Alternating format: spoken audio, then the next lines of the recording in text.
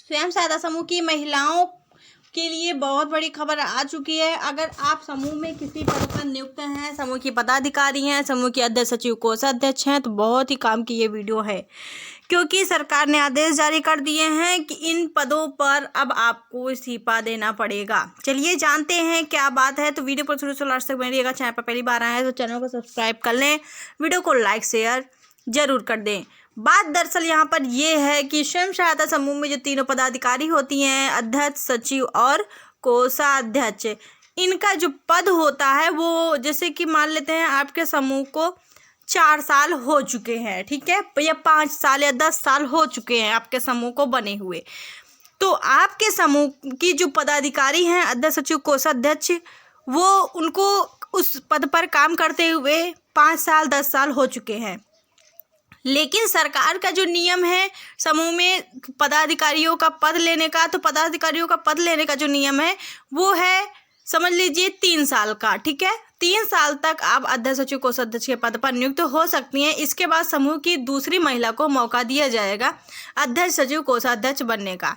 इस वजह से अगर आपके समूह की बात नहीं कर रहे हैं, अगर आप समूह में 3 साल से अध्यक्ष, सचिव, कोषाध्यक्ष के पद पर नियुक्त हैं, तो आपका मतलब कि आपका जो पद है, अब आप अपने ही समूह की महिला को अपना पद देंगी, ठीक है, यानी कि आप उस पद से आपको हटना पड़ेगा, 3 साल हो चुके हैं। तो बाकी समूह की इसी तरीके से ग्राम संगठन में भी नियम लागू होगा। वहाँ पर 5 पदाधिकारी होते हैं, तो वहाँ पर नियम जो है 2 साल का है, ठीक है। पदाधिकारी के पद पर आप केवल और केवल 2 साल के लिए नियुक्त हो सकती हैं। इसके बाद ग्राम संगठन की दूसरी महिला का चयन होगा। इसके बाद इसी के साथ साथ संकुल स्त्री संघ का भी यही नियम है, 2 साल का, ठीक है। जो पद है आपका, आपको केवल 2 साल के लिए मिलेगा। और जो नॉर्मल समूह है, ग्राम संगठन नहीं बना है, वहाँ पर 3 साल के लिए पदाधिकारियों के पद पर नियुक्त होंगी।